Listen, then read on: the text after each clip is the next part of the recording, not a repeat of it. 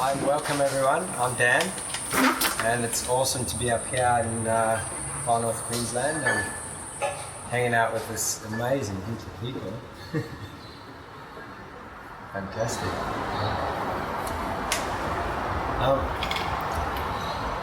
Thank you so much for inviting me up here, and thank you to this place for hosting this beautiful gathering, and to all the ancestral energies that have supported the place up till now so that we could be here to share this. And I honor each one of you for being here.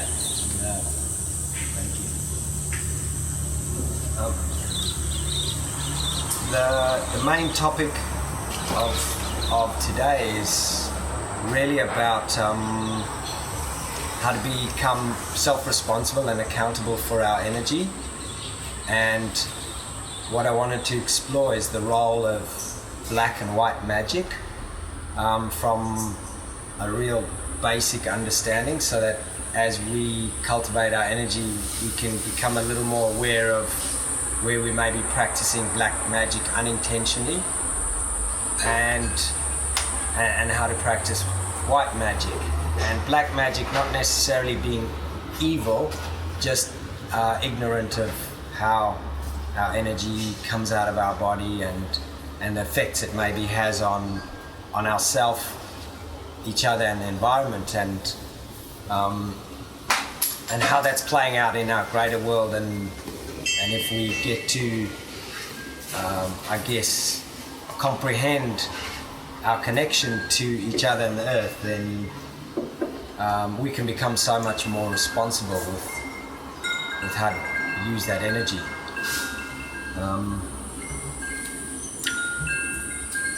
So my understanding of what, first of all, has anyone here heard of sigil magic? Okay. So sigil magic is actually a form of magic that was practiced and still is practiced, where you take a symbol, let's say a six-pointed star, and what you do is you assign a particular energy. Now that symbol will already have a level of energy that has been attached to it through use over time, and its natural shape. It will have a specific type of energy, but you can take that and you can encode it with other energy, and then when people look at that symbol, it will tap them into that energy. So to give you an example, the swastika, which was used for thousands and thousands of years through the East to represent, it's a spinning cross, and the cross is kind of where heaven meets earth. And what happens is when the swastika is a display of the spiral or the rotating or the cross in motion. In other words, what's happening on our planet is the dynamics of it is we've got this round sphere that we all kind of walk in on, and there's a whole bunch of conductors, our bodies, trees, etc., that act as a conduction of creating a bridge between heaven and earth. But the planet's spinning and we're going around our local sun, and that's going around the center of the galaxy, so there's all these toroidal motions. So the swastika is actually a representation of how spirit and matter are dancing. So it's kind of like the yin yang, and that was used for many years to lock that energy in, so that people walking on earth could be reminded that they were a portal of grounding heaven on earth.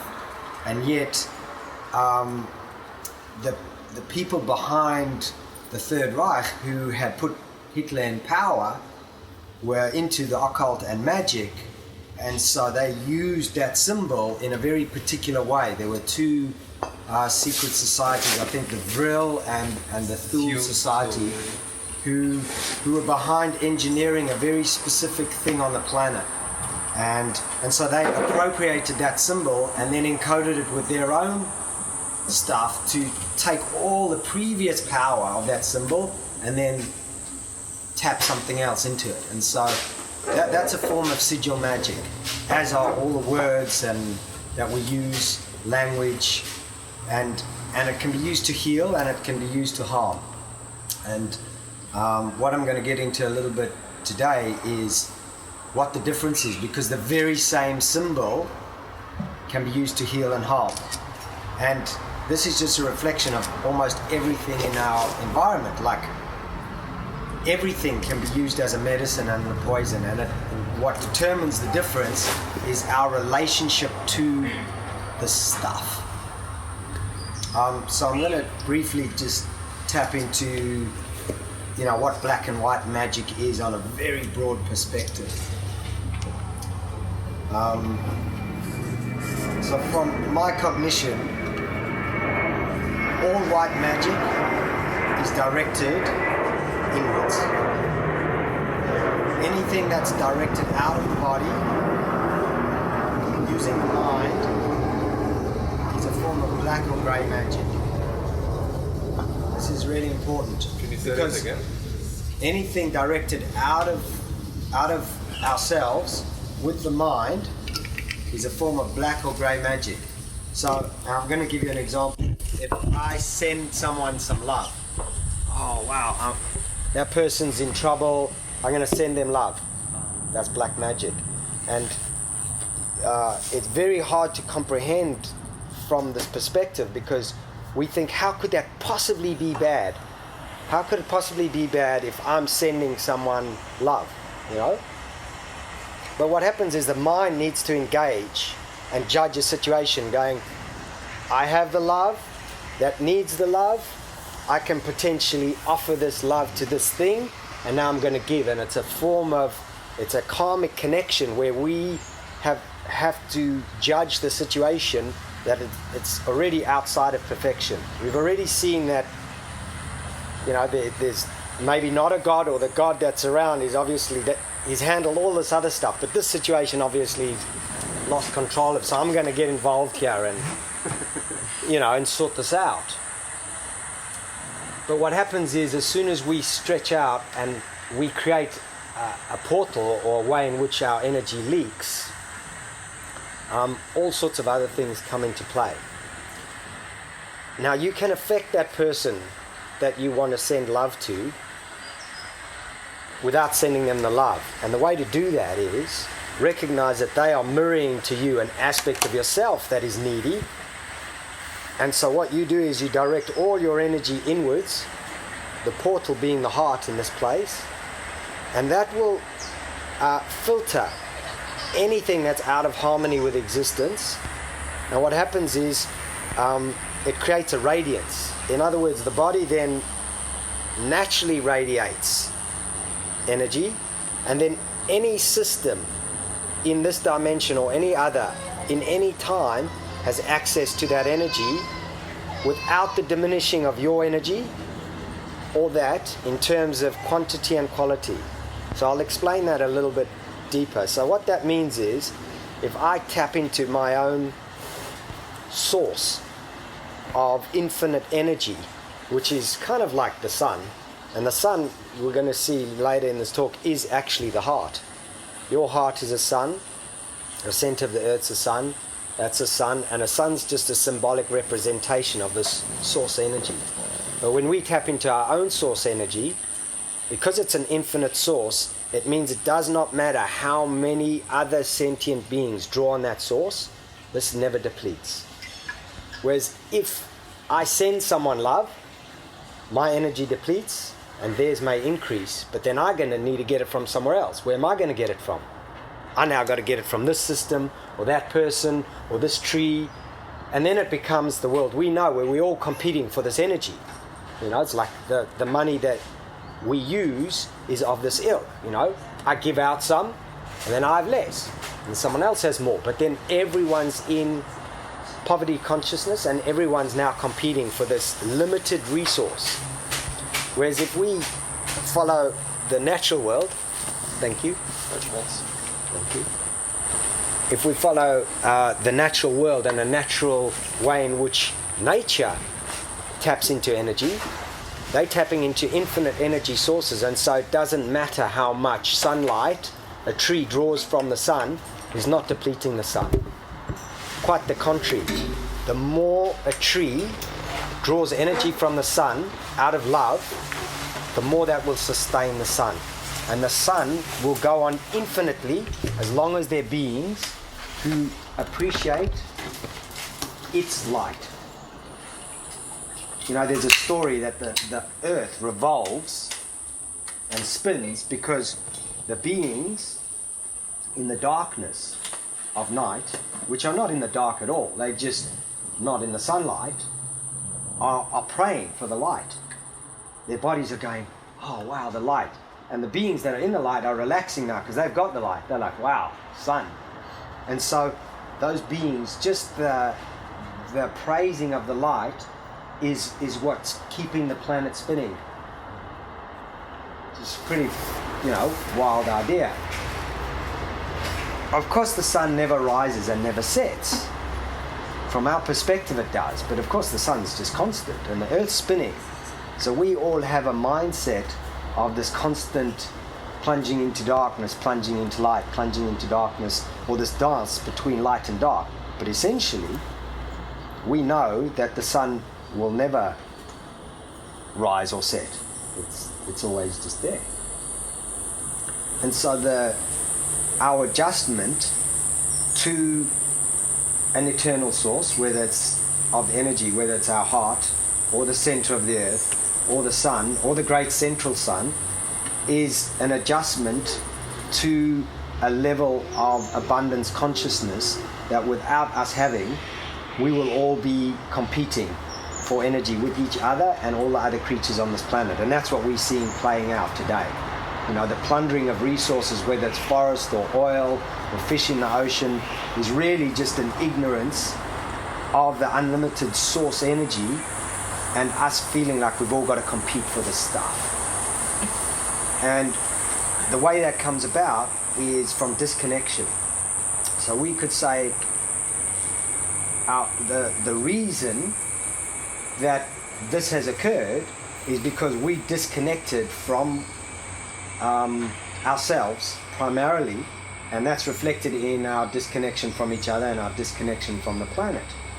Because how else would we be able to cut down a forest or fish out all the fish or treat each other like shit if we realized that was actually an extension of ourselves? It was like no one would take a hammer and bash their finger and not go, well, oh wow, actually that's part of me. Because you feel that pain, you're going, well, I can't do that. That's another aspect of me. And so that's what our planet is. There was a guy called Rudolf Steiner. I'm sure most of you have heard of him, if not all. And he had a wonderful cosmology. And I'm going to share that with you because it's very interesting in the way in which we can each individually reconnect with ourselves, each other, and the planet. And so Rudolf Steiner said that humans were the first beings to inhabit or to come to planet Earth. But this was before planet Earth was actually a physical body. So humans, through their humanness, dreamed of a spheroid energetic being. And as human beings unfolded into the physical realm, the first level of unfoldment was the mineral kingdom.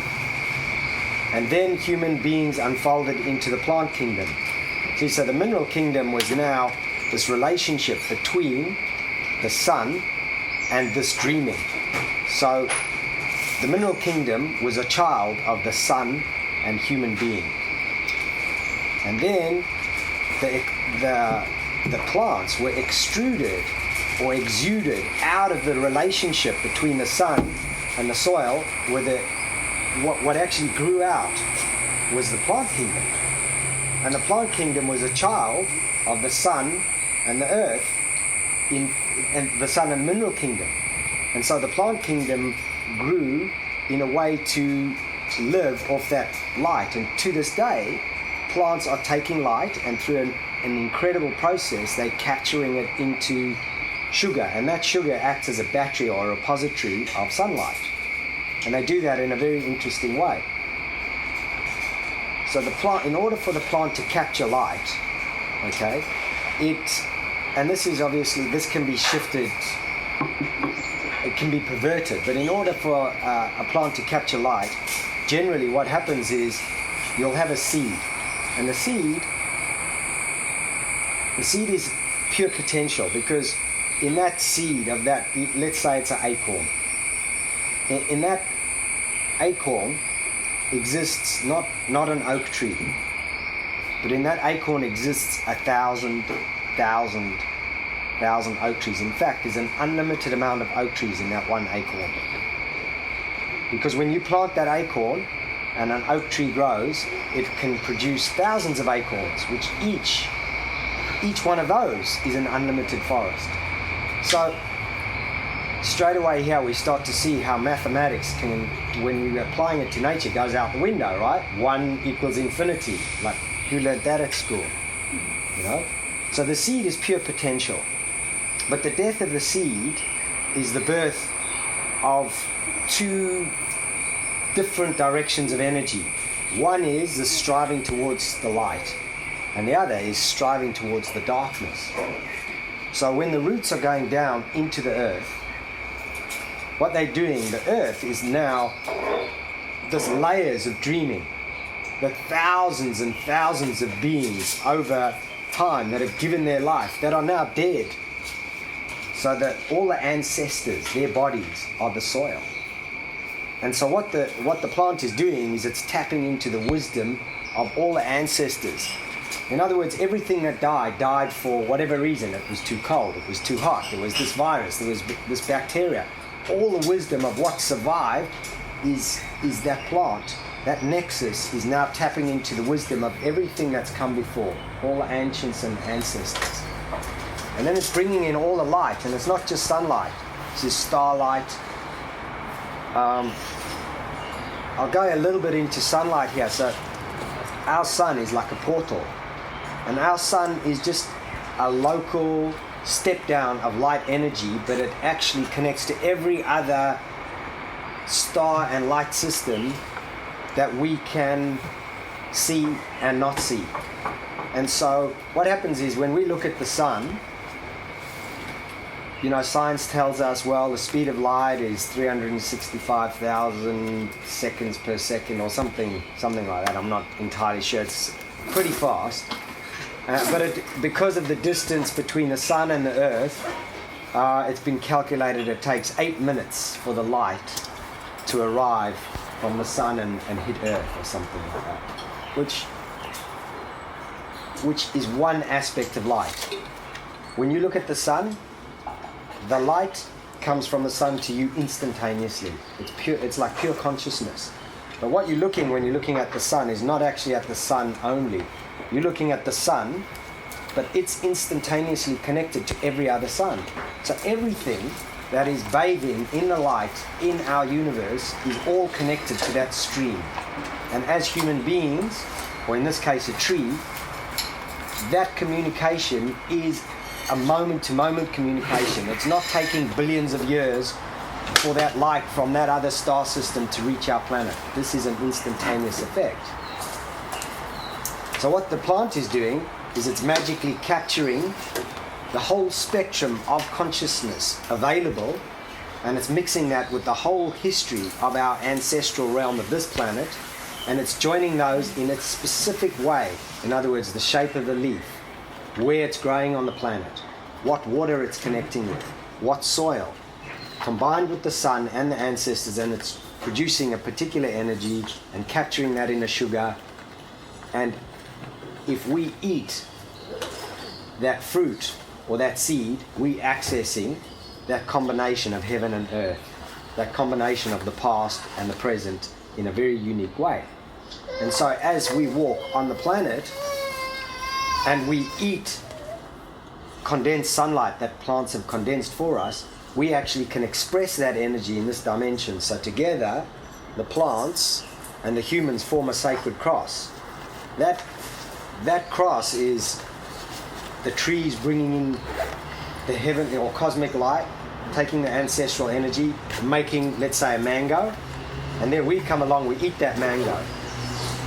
Okay? And now we walk in this dimension. We're now spreading this love, this cosmic energy in this dimension, because we're now walking and talking, singing and dancing, dreaming. And so we then spread that in this dimension. So together, plants and humans form the sacred alliance of grounding love in this dimension. That's one of our roles. And when we're practicing white magic, what we're doing is we pulling that energy inwards. Just like we eat, we breathe, we dream. If we dream inwards and we eat and pull that energy in, we breathe in, then what naturally radiates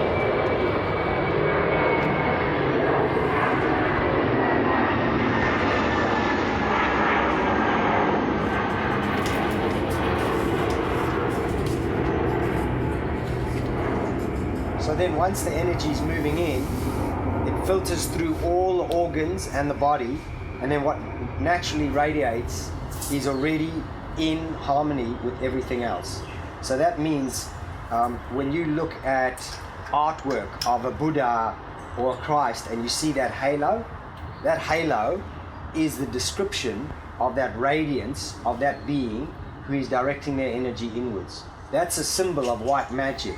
And so what you're seeing, that radiance, is them creating a field. And that field, much like the sun, is available to anybody non-locally through time. And that's pretty magical.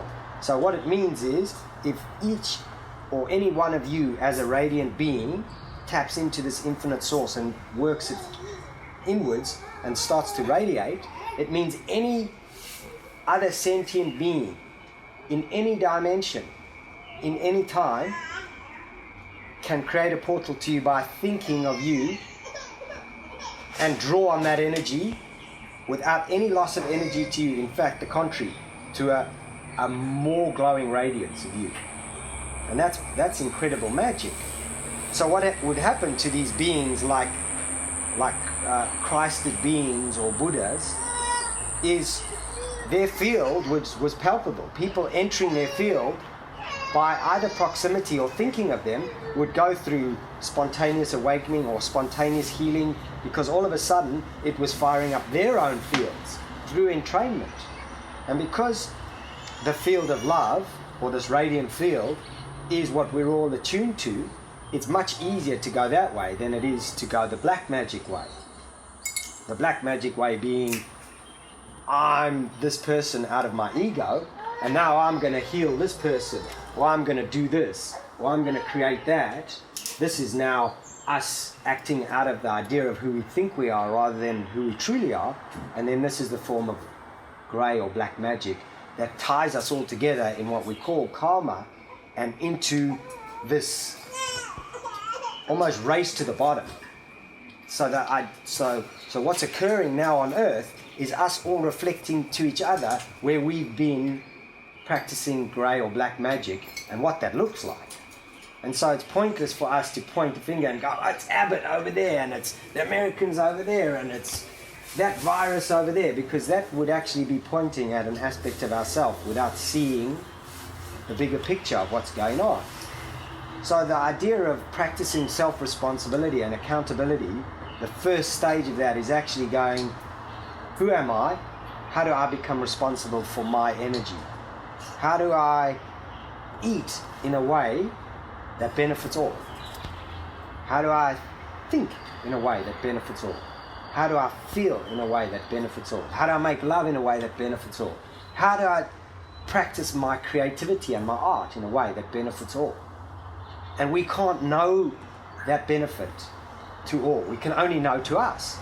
So that's where the trick of going inwards is. And this is why the mirror was so sacred to the ancient Chinese and the ancient Egyptians, is because right here in your hand you could hold a symbolic representation of what this is.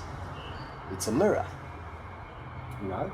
And so if you wake up in the morning and you look in the mirror and your hair's out of place, you wouldn't dream of combing the reflection in the mirror, would you?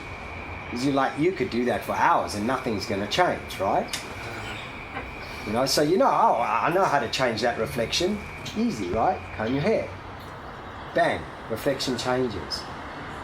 But because this mirror is so dynamic and so articulate and so flexible and fluid, we forget it's a mirror. We forget that all our brothers and sisters, plants, animals, friends, are actually all mirroring to us where we're at.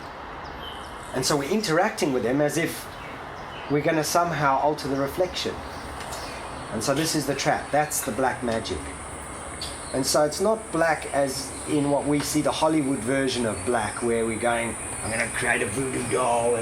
And that is real. You can do that too, with incredible consequence to yourself. But the ignorance of the practice of black magic, which is really subtle, and often we think we're doing the right thing, we're helping that person, we're doing this, and we're actually not. So I'm going to share with you some of the practices that we can do to focus that. You know? And most of these you're probably familiar with. I'm just going to put them in a different context. Maybe I'll take an example of this coconut water. Okay? Coconuts are some of the most incredible beings on the planet, right?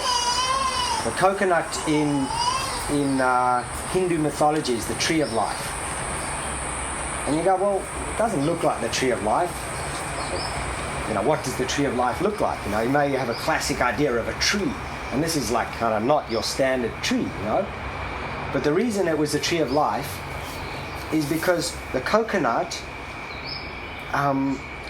could be reflected in human culture in such an intimate way that the coconut would provide for human culture food, medicine, shelter, fuel, fiber, clean the air, clean the water, and look beautiful. I mean, wow. Self-seed, humans didn't need to even plant this thing. This would just drop its seeds into the water, they'd navigate around the planet, and anywhere it was warm enough, any beach that was warm enough, it would land on the beach at a high tide, lodge up there and start growing. And the amazing thing is, I'm going to get into this afterwards, this idea of ormus. The seawater is chock-a-block full of ormus, so these coconuts would just, the closer to the ocean, anyone can tell you, the sweeter the nut. Because they're getting this super high ormus, and the coconut's full of this amazing ormus. So in its coconut form, you crack into a coconut, and bang, you've got this amazing stuff. The coconut water is triploid, undifferentiated genetic material. That means you can take a slither of a banana tree, a banana, it's actually a vegetable, and put it in that coconut water and grow a banana from that water. You can grow human tissue, you can grow plant tissue, you can grow any living tissue from that water because it's undifferentiated. It's like cord blood. It can become any cellular tissue. Can I just Yeah. add something? I also heard that in the war when they ran out of the IV drips, they used coconut water to rehabilitate all the... You can use it as a blood plasma. That's so what it's showing you there is that the dreaming or the lineage of coconuts and humans are so aligned on the planet through time that they can interchange fluid material, and you can inject coconut water into your body and your body won't reject it. It'll recognize it, go, yep, I know that stuff. And the Balinese will take those little yellow coconuts and use them to heal almost anything, because what they're doing is they're giving the human body the nutrient for it to heal itself. And so it can heal this and this and this, and people are studying it, trying to go, well, what is it in this coconut that heals this? You know, is it this phytochemical or this phytochemical? But it's beyond that. It's enabling the human to come to reset to its like default. So But anyone could probably tell you that the coconut water that I'm drinking out of this is a totally different quality to the coconut water I'm going to get out of a living coconut. But science can't tell you that difference. But you know the difference, right? And so yes, I'm accepting a lower quality, convenient coconut water here. And all those little acceptances of, well, you know, I know Wi-Fi may be jangling my cells a bit, but hey, how convenient is it? You know, I can go online and find out all this amazing stuff. You know, so everywhere we make compromises. And of course we know that if you make enough compromises, if you go over a certain threshold, if you don't have your shit together, those compromises will kill you. And so each one of us has to balance the dynamic in our lives as to what quality of life we want to live. And if we feel that we are powerful enough being to be able to process that energy, then we can go, okay, I can drink that Coca-Cola, or I can eat that GM corn, you know, or I can, you know, breathe in that Fukushima air. And if we're living in our true radiant being, I'm pretty confident that we can. That was like Rasputin's story. They couldn't poison him because he tapped into an energy that would alchemically just process all other energy, because it's all just matter and spirit. Because your body compensates as well, because you can eat the healthiest food on the planet and, you know, to the point where you're eating a pure diet. Yeah. But if you're not, but you could be losing in other ways, like you could be having issues at work or stress from work or relationships, and that's causing toxins in another way. So I think it all depends on how you feel that you can compensate yourself. That's right. So you've been compensated in different areas of your life. That's so right. How healthy you can be. And there's all sorts of dynamics. So you'll hear stories of a Sufi master that just lives off cigarettes and coffee, and they're healthy, they're fine. How are they doing that? Like how they're not eating superfoods and drinking this water and climbing that mountain thing. Do you know what I'm saying? They probably got like peace of mind. They tapped into a source of, that's right, way. an infinite source of nourishment that's bypassing that whole nutritive system. That nutritive system is actually one way we can get energy, but it's not the only way. In fact, what we'll probably discover is it's the grossest way that we extract prana from our environment is by eating things. There's much more subtle ways and much ways that have way less toxic residue that we can access. And so the primary one would be the sun. So if we form a relationship with the sun such that we remember how to access that nutrition directly, then we can assume a level of our plant beingness and step down sunlight directly. But I guarantee we've all forgotten how to do that. We can do it on the most basic level, and most of you will probably have an experience of this. You know, you may, I mean, it's different when you're living in Cairns, but imagine you lived in a place that's really cold, like London or something, you know, and you go on summer holiday down to Spain. You know, in those first few days of holidays, you're in the sun, you go for a swim, you lie on the beach, you're in the sun as long as you don't get too burnt. That night, you feel like, wow, so radiant. And that's because your body, through the largest organ on your body, your skin, can absorb sunlight and process it directly. And you may find, you know, your appetite's not nearly as much as it was because you've got a huge chunk of nutrition already. And the residual appetite, the addiction to food, is the thing that's actually probably making you go out for dinner that night, as opposed to, you know, you're really feeling of where you are energetically.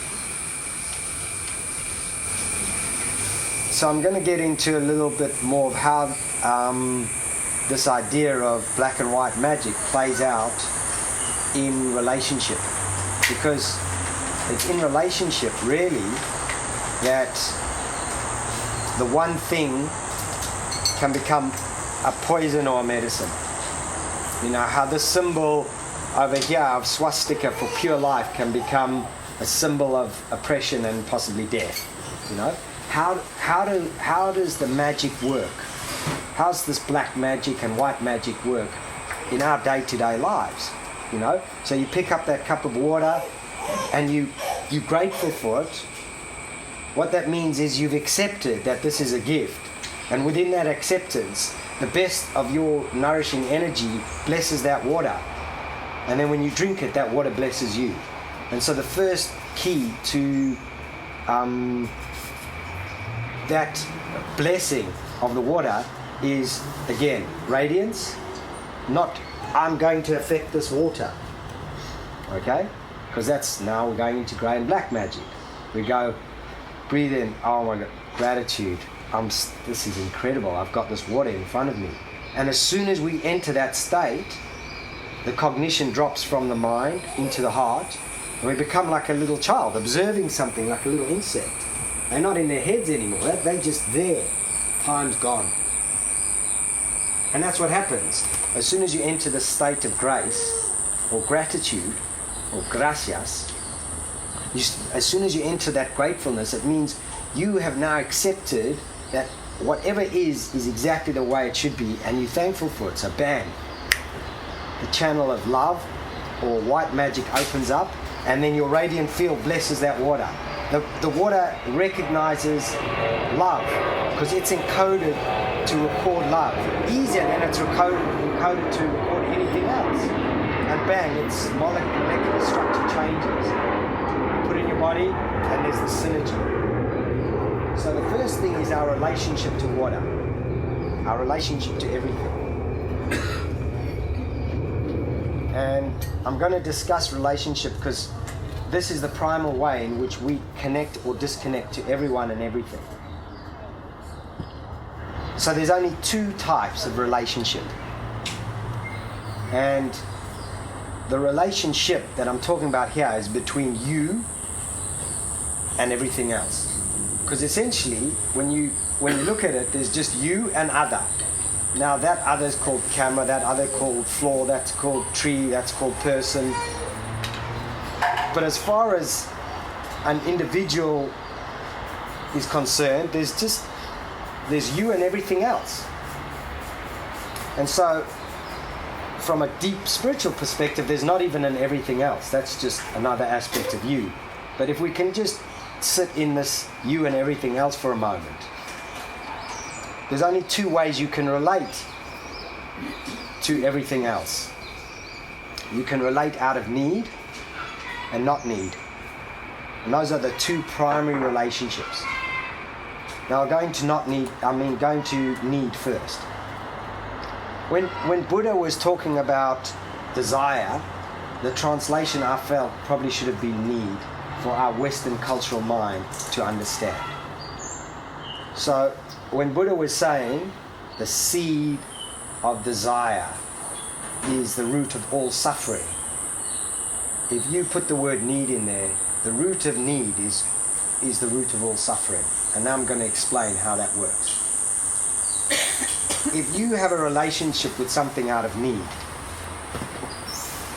and it can be anything, television, food, your lover, a substance which we call drugs, what that means is you somehow recognize an incompleteness or an inability of the divine to be in perfection. And so you're going, I need this water because I'm really thirsty. And what's actually happened there is you've misidentified who I am. Because most people who've started a spiritual process and journey will recognize that I am not my body. You know, I have had experience of being liberated from the body and being able to observe my body and realize that I, the observing witness consciousness, is not my body. I have a unique, dynamic relationship with my body, but this is not me. This is part of a whole mechanism. I, as a consciousness being, is an immortal spiritual entity that's zipped on a meat suit to have a particular experience in this dimension. So when you go, I need that glass of water, there's a false magic being spoken right there, because that I requires nothing. Doesn't require food, doesn't require water, doesn't require air, doesn't require love. It requires nothing because it already is. So this is kind of hard to get the head round because it's actually a heart thing, but bear with me for a moment. So if we perceive ourselves as a spiritual being having a physical experience rather than a physical being having a spiritual experience, then it frees us up to interact with everything in the world out of not need. And not need is actually, the word for that is love. So I'm going to go backwards a little bit here to reintegrate this story. Anything we have a relationship with out of need opens a portal for our energy of our body to leak, becomes habitual, addictive. The thing we're relating to becomes poisonous. It will drain the energy from our body, and it will eventually lead to sickness and possibly death. Every single relationship of need has this characteristic. So this is pretty wild. So here we can see our food, if we're addicted to it, could become poison, when the possibility is for our food to become medicine. So this is where all these things come out. Oh, this is good for you. Oh, well, this is not good for me, but it's good for you. You know, and everyone's fighting over, well, tea's good for you, and coconut's good for you, and meat's good for you. No, meat's bad for you. Well, this is good for you, this is bad for you. And you'll start to see in the nutritional world, almost anything can be good and almost anything can be bad. How could this be? And not only that, it's not only for this individual. Today this gluten's bad and tomorrow the gluten's good. And today this coconut's terrible and tomorrow it's... You know, how do we come to terms with all this? And what's actually happening is a relationship. So if you feeling sick and you go, well, I'm going to drink this plant elixir over here to make me better. As soon as you've given away your power and go, I need this to make me whole, it's no longer medicine. This is now your new drug. Because you don't believe you can be whole without this thing. So now you've given away your power and now you need this thing. And as soon as you do that, you enter that relationship, bang, your energy starts to leak. So the way to overcome that is to go, my body is already moving towards balance and in a process of healing. No matter what's going on, it's taking whatever dynamic, all my thoughts, my ideas of who I am, the poison I was eating last week, it's taking all of that and it's coming towards a balance. And sometimes that's expressing itself as a flu or whatever. If we then take medicine and we go, I'm already moving towards balance, but I'm going to access this to help me on my way. I don't need this. This is just going to make it easier or faster to heal. Then all of a sudden that's medicine. And that's how homeopathy works. Because in homeopathic medicine, there's none of the actual phytochemicals or actual substances that the body would access to heal. This is now just pure vibration, you know? And yes, it comes from the plant or the mineral world, but what we're doing is we're going, I'm not trying to heal something. I'm not trying to cure this. I'm actually trying to speed the process. I'm actually trying to take a vibrational signature to remind me of who I am and auto-heal, because that's the only way you're going to heal. So the idea of fighting cancer is you can't win. The battle can never be won. Because the very idea encoded in your mind of fighting this thing, like terrorism or war on drugs, you cannot win this war. Because the very nature of our engaging our energy to do battle with it is the black magic, where we're stepping out of who we are, stepping out of our center, stepping out of being responsible and handing over our energy to a conflict going on in the mirror.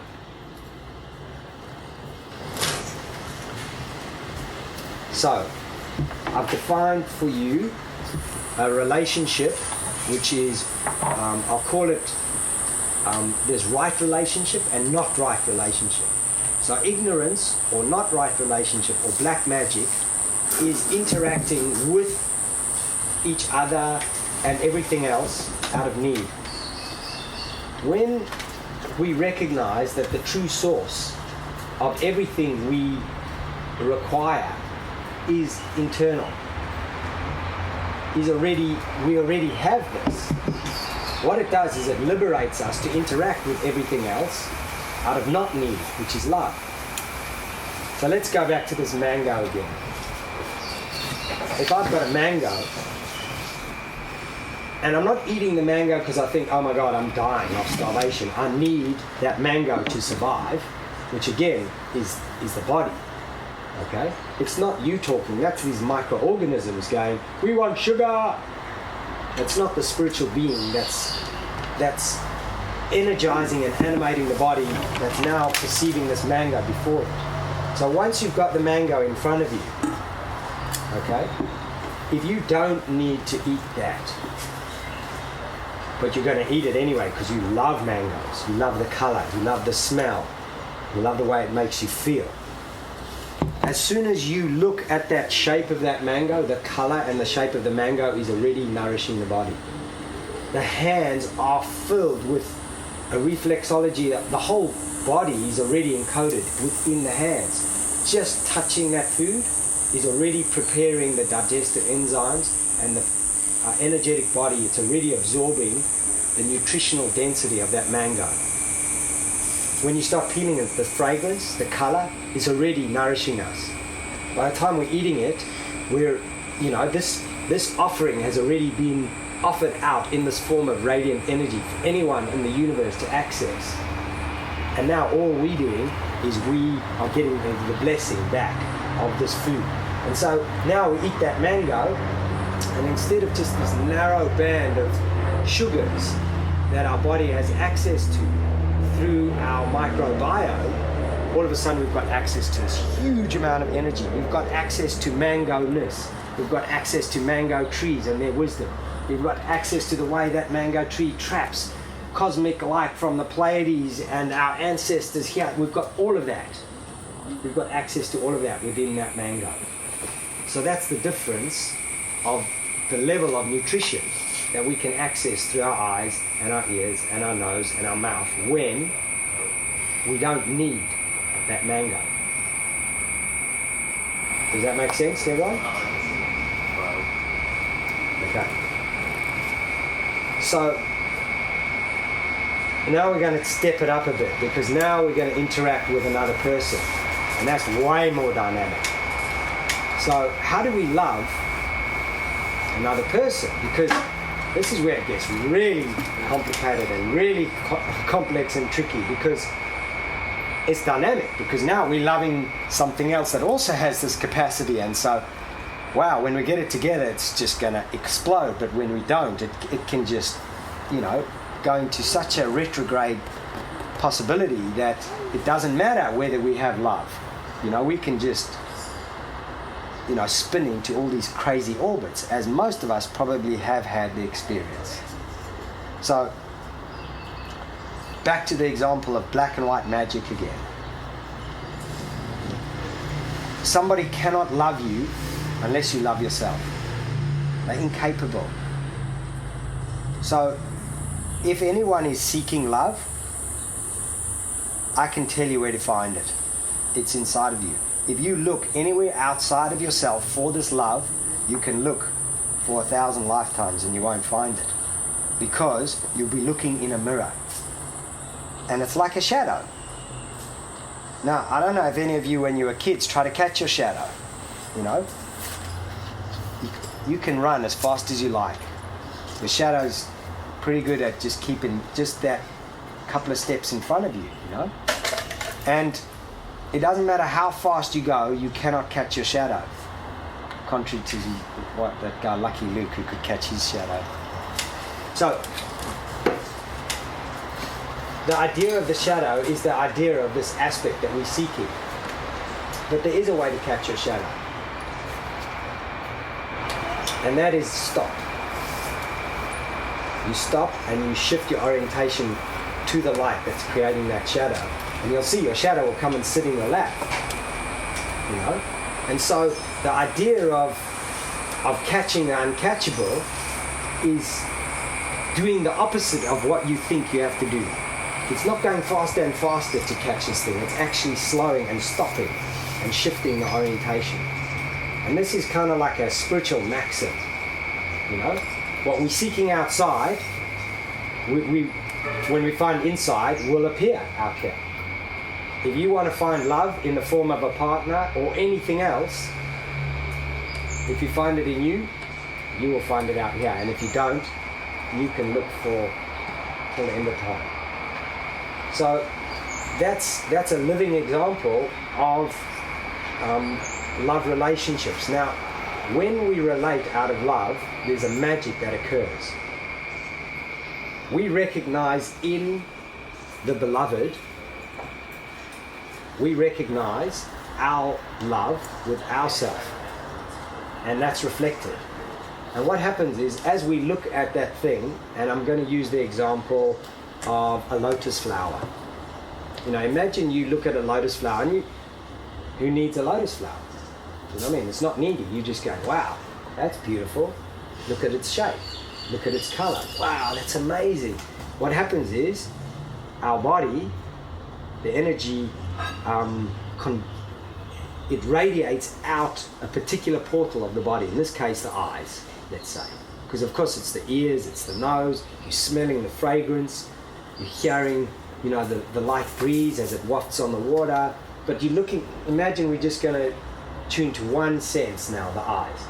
So you're looking at this lotus, and you're looking at the shape and the color, and you're marveling at how beautiful it is. Because you don't need this being, it frees up your energy to now have a relationship of love with this being. And so what happens is the energy will exit your eyes, and that being is designed to absorb that nourishment from your eyes, and it can. So it's like a flower that if you need it, then you pick it, you put it in your house and it dies. Pretty much. But if you leave it and you just admire it. I mean, it's a little more complicated than that, but yeah. So what happens is now, as you're looking at this lotus, your love and your recognition of its beauty is a nourishing force.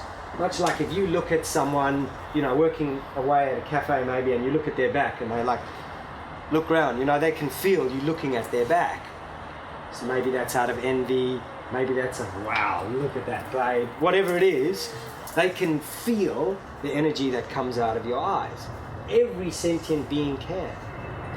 So as you observe this lotus, the energy that comes out of your eyes nourishes that being.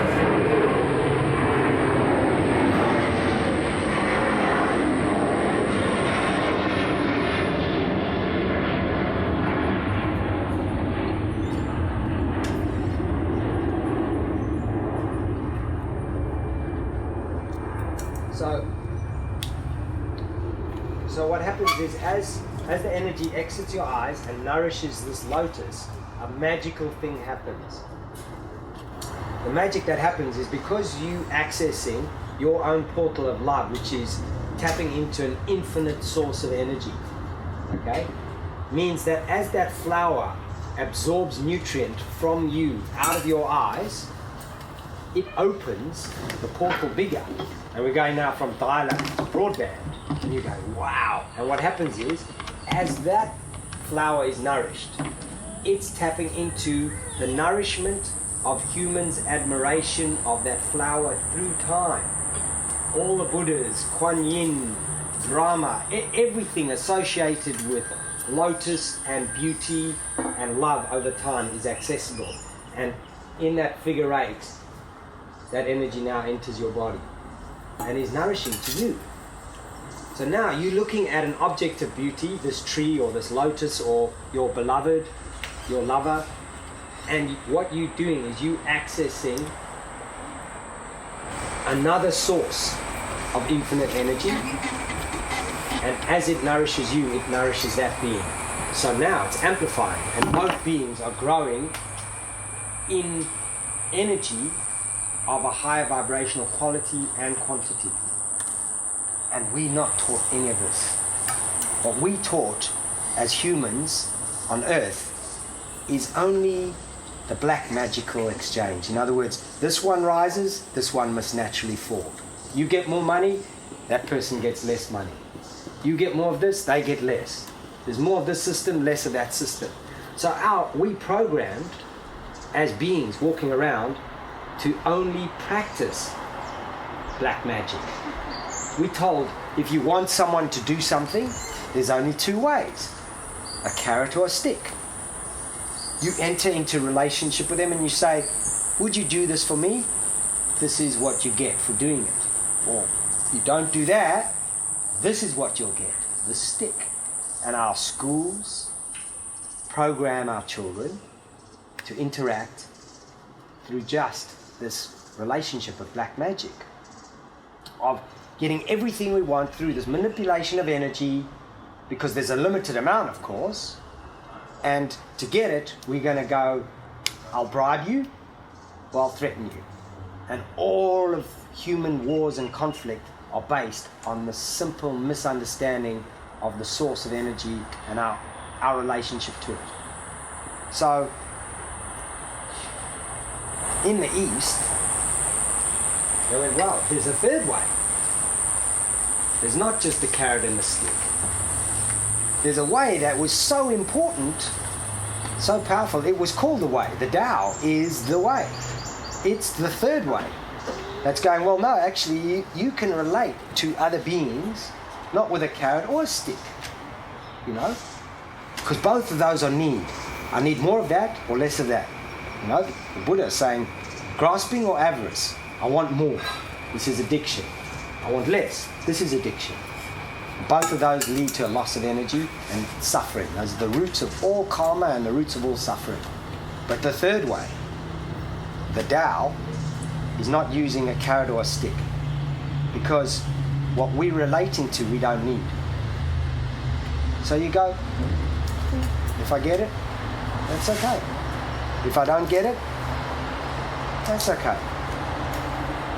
And now we're in a position of accepting things exactly the way they are.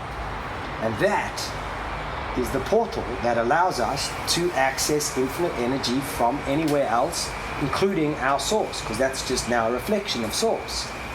So now we have to cultivate this way, the Tao.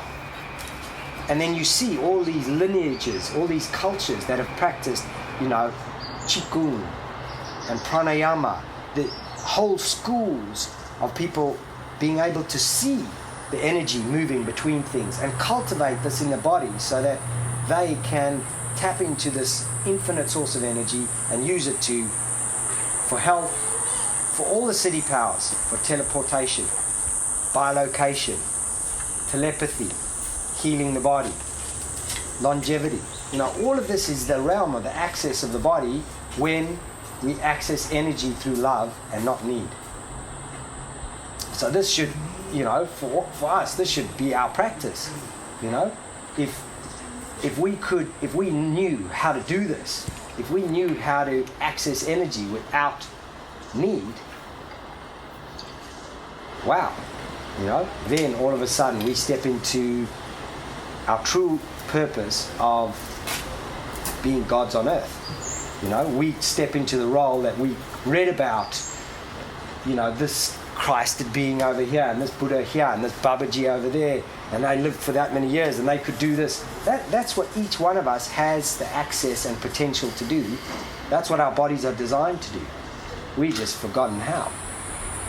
And so what I'm offering is a practice for each one of us to cultivate self-love, because it's through that self-love, it's through the cultivation and through the use of white magic that we then have access to this amount of energy, to this infinite amount of energy.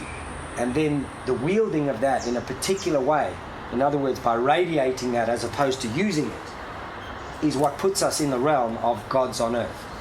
That's our true nature. That's what we've all come here to do. And everything that we're experiencing in the negative out there is a reflection of where we're not practicing just that. And pretty much as simple as I can condense the practice of black and white magic.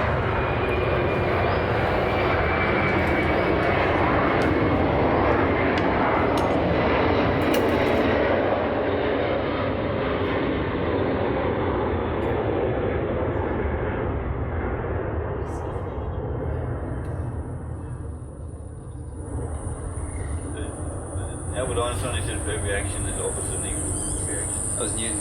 Oh, okay. So that doesn't apply then? No, that's that world. That's the world of this exchange. That's the world of reciprocation, exactly. And black, not as in dark, black as in one side of the coin, black as in ignorant that there's the other side too. And so there's nothing wrong with reciprocity and exchange.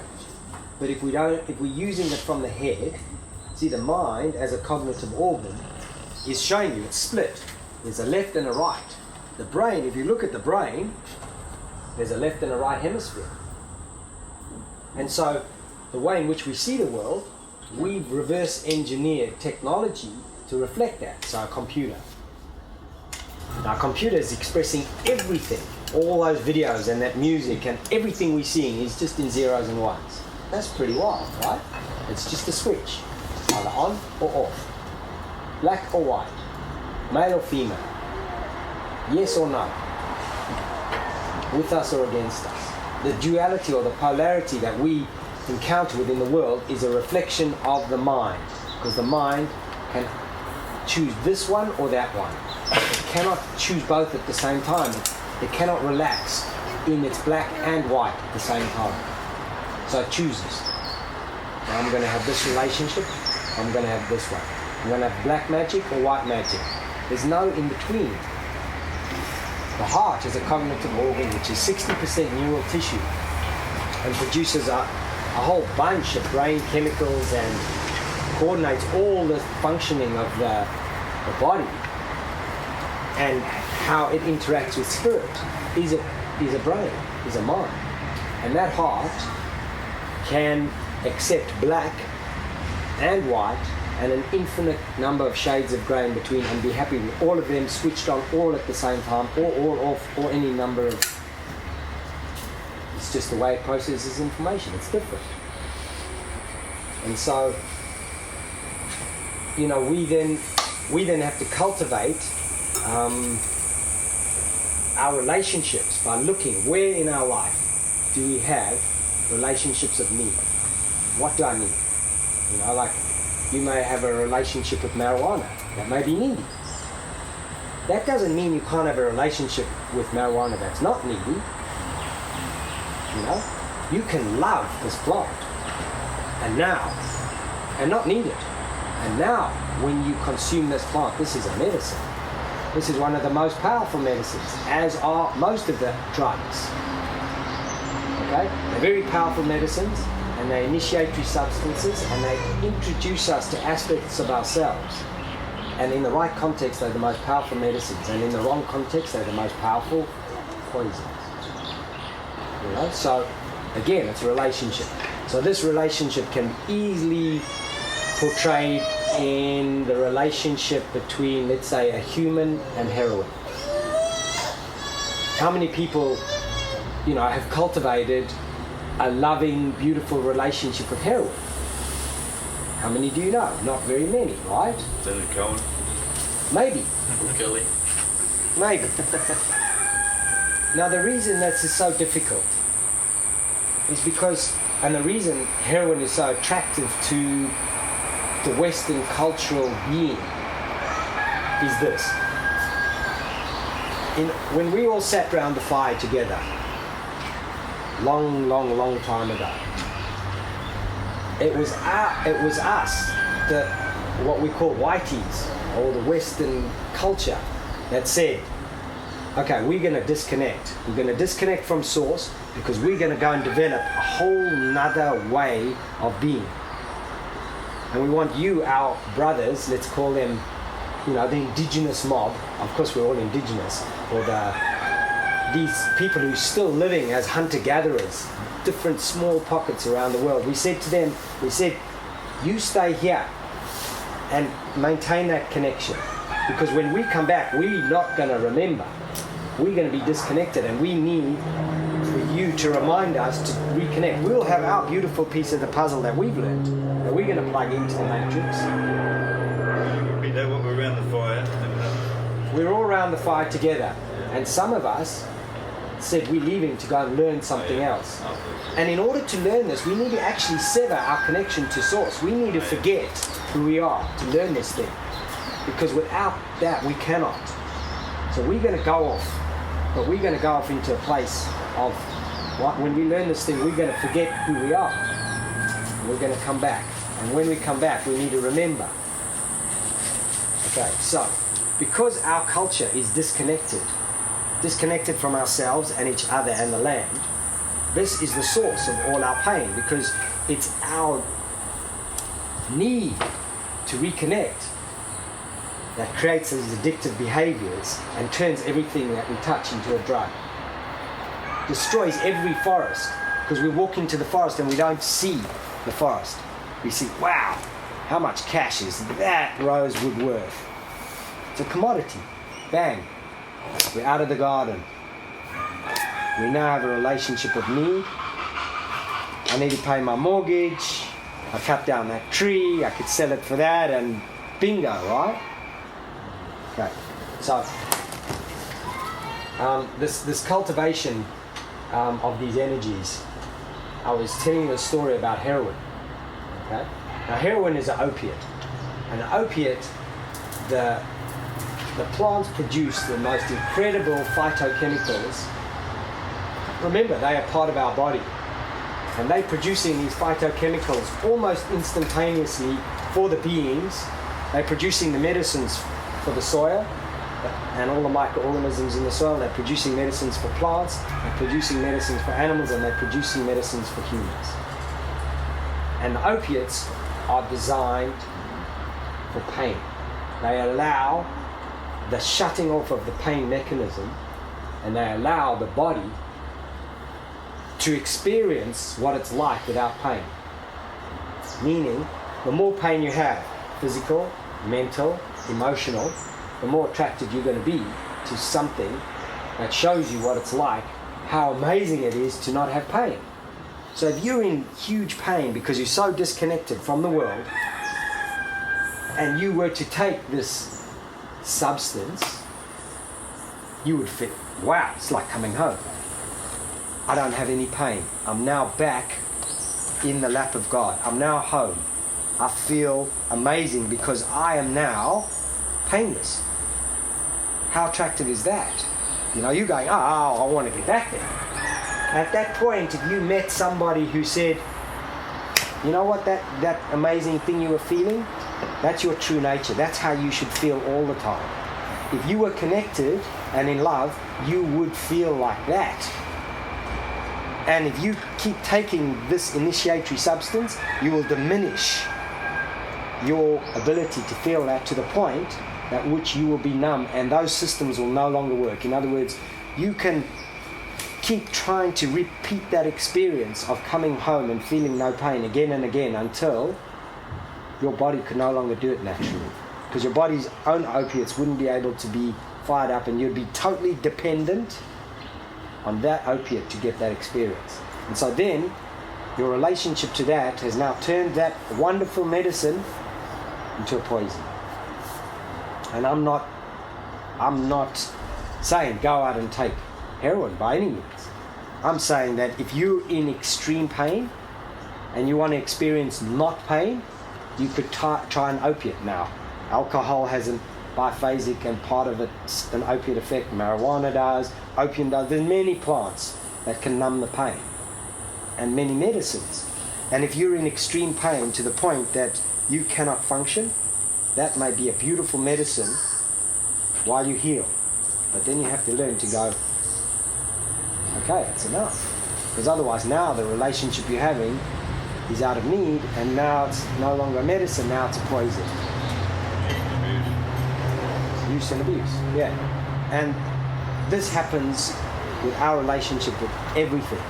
We choose which relationship to have. Are we going to have a relationship of need, or are we going to have a relationship of not need? And if we're going to have a relationship of need, are we going to use it as a means to an end? In other words, am I going to use it just to get by? But then I need to set in place signals to alert me. Bang, okay, I've used that now. And if I don't stop using it, now it's going to switch from a medicine to a poison. That thought form, that watching TV, that lover, anything can become a drug. Any phenomenal. Yeah, and ideas. We can be addicted to ideas of what we think is right. Judgments.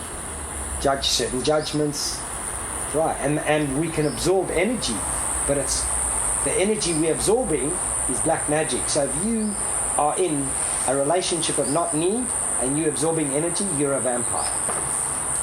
Knowingly or unknowingly, you now extracting energy from somewhere else. An example of that. You hang out in a group of friends. You're having a conversation. And at the end of the conversation, you feel amazing.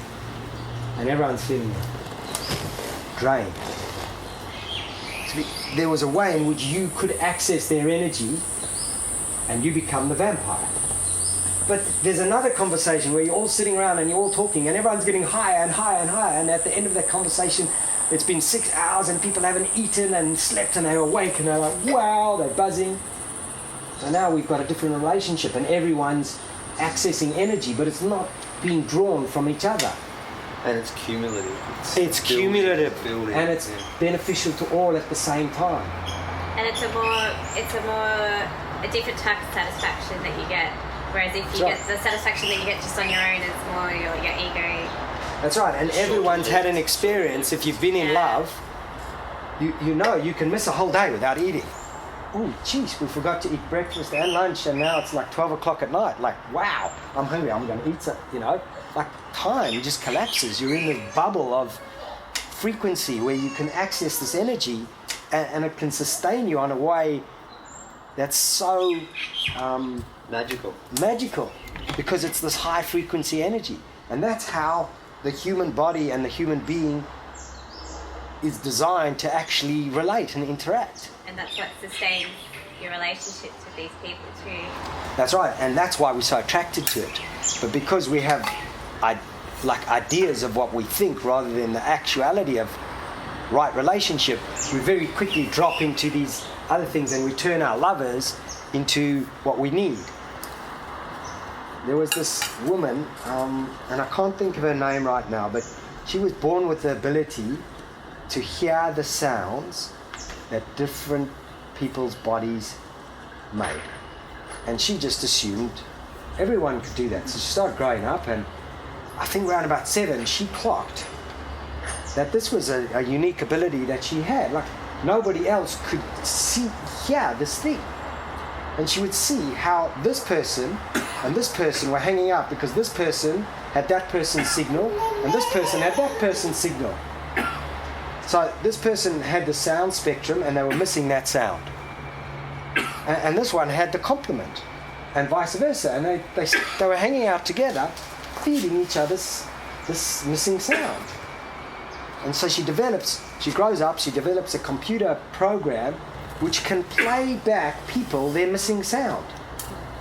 And almost instantaneously, people they no longer see what they see in that person. They fall out of love. They still like that person. They just no longer have that level of attraction. Because that level was the need. They needed that frequency. And so she goes through and sets up the Sound Healing Institute and does the most incredible healing just by seeing what sounds people are missing and complementing and filling their sound spectrum.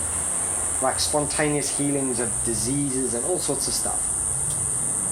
And I'm just illustrating this as an example to see, so we can see how there's a level of completeness within each one of us, and if we can tap into that and harmonize that, what we call healing, it means that once we're healed, we allow that healing energy to be available to anybody else who comes into contact with us actually physically or remotely. I mean, most of you have probably heard of healers. They can operate by Skype, people on the other side of the planet. Space and time are no impediment, because love transcends time-space. What's interesting though about that example that you just gave of that woman being able to perceive missing frequency.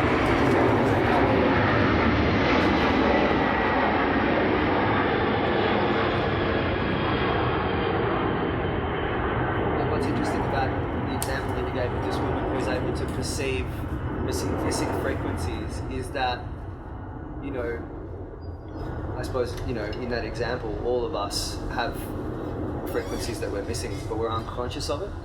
And we're unconsciously in a state of need to fulfill that missing frequency. Is that the same as like an aura in a way? Well, Yeah, I we mean, seek that frequency externally instead of healing it so that it can flow I mean, inside. in that instance, how do we become aware of those things that we are unaware of those things that we are missing, that we are unconsciously seeking, because there's that unconscious need? You know, how do we become aware of you know? How do we know which is our shit projected and which is reflected?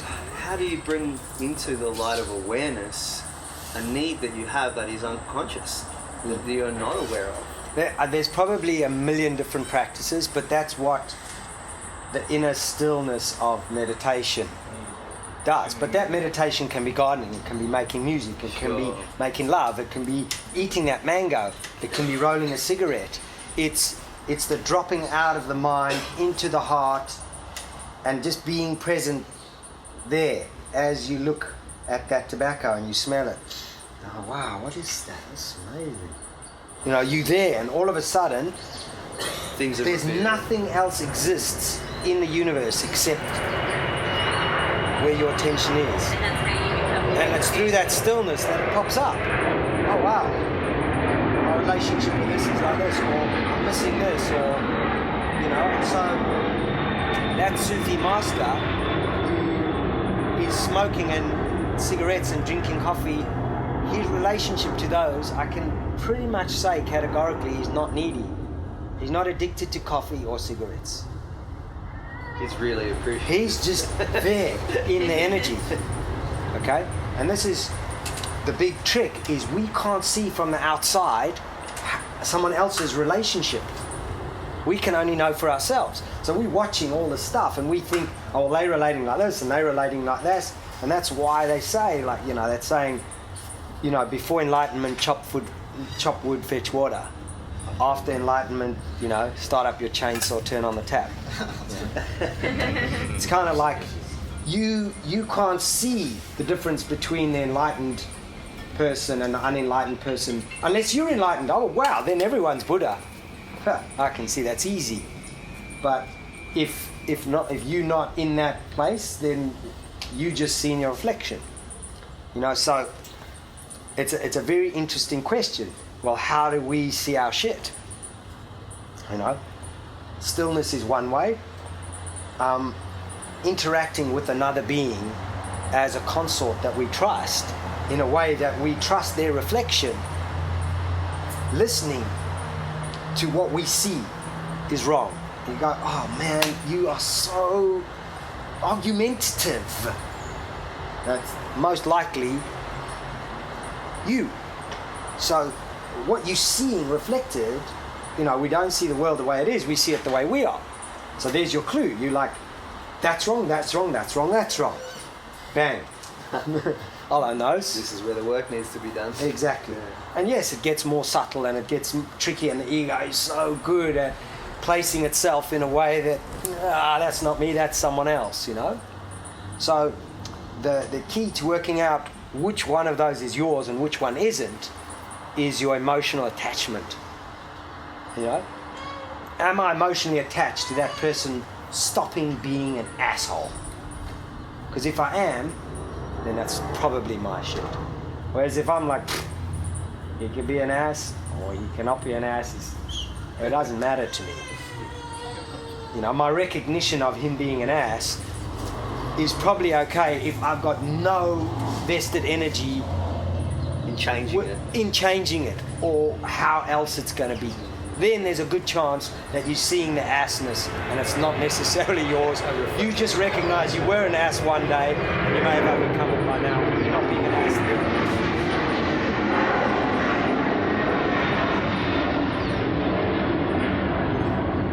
We should like embrace our own Tony Abbott.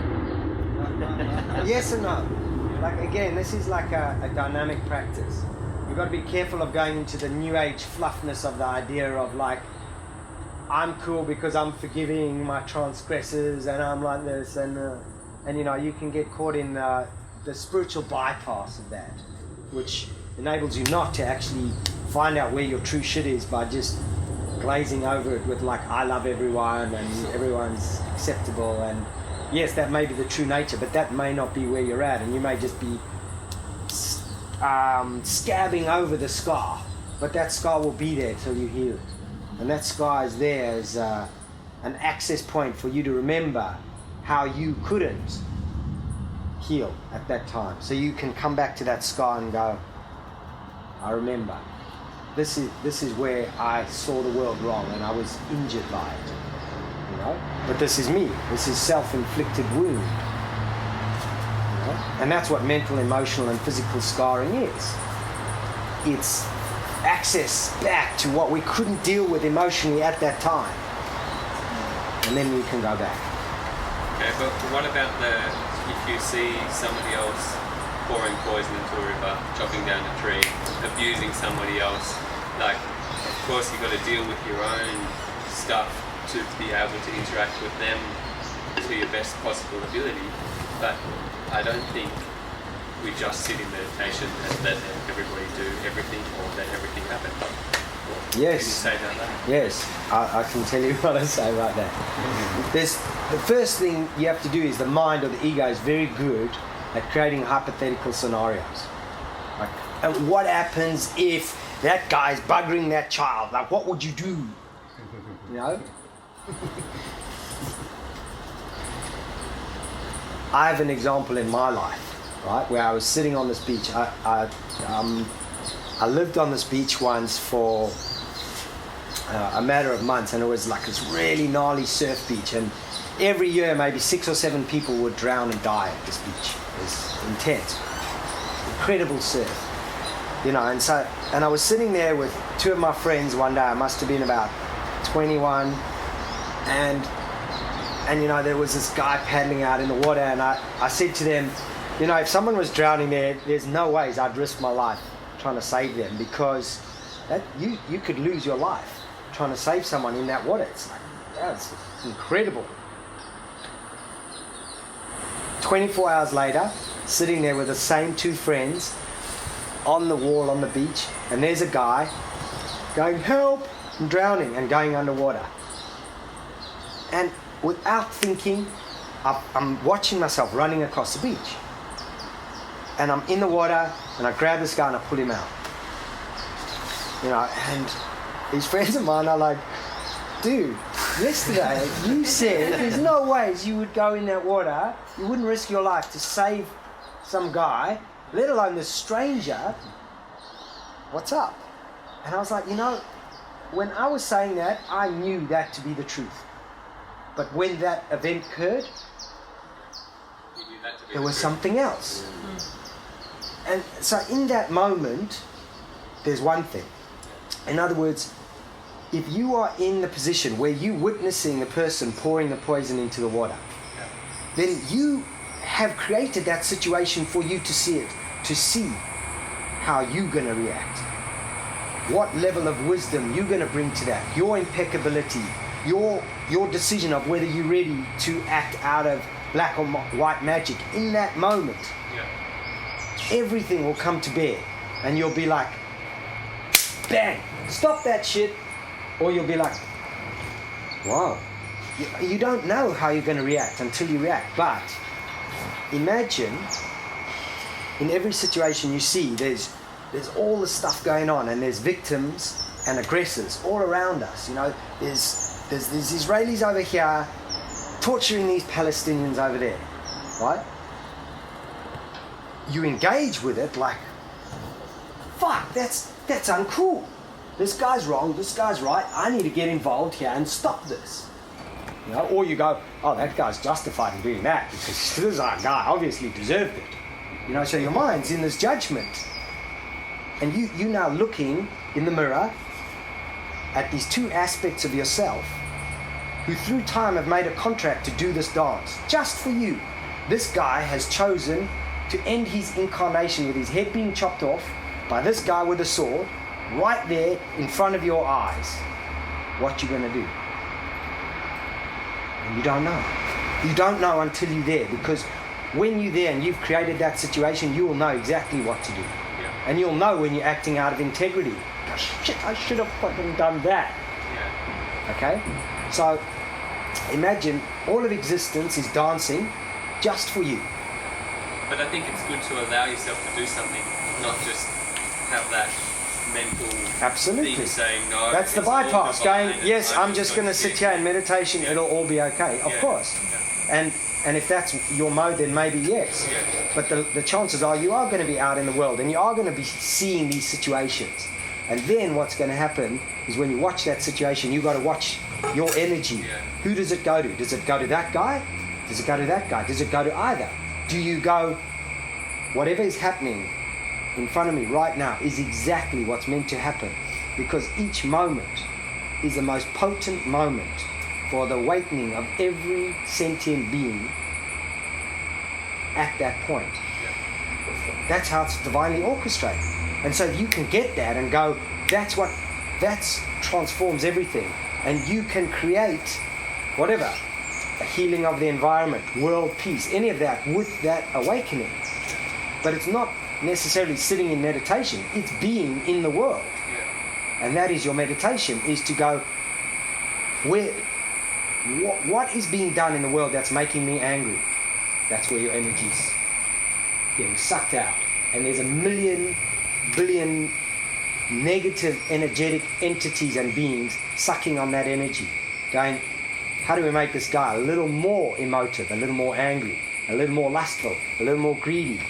Because that poisonous emotion, that's food. That's food for certain beings. They want you to feel that. So existence is going to go, are you ready to be a harmonic Jedi? Well, what happens if you see this? Here's a rape for you. What you going to do now? You know, and you've got to go, what am I going to do now?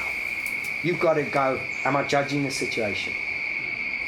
That doesn't mean you can't step in and act. But if you can step in and act out of love, in other words, without needing there to be a winner and a loser, can you dissolve that situation without judging who the right and the wrong person is, because you don't know, you just think you know. Then it enables you to engage your energy not out of an invested or a need of an outcome.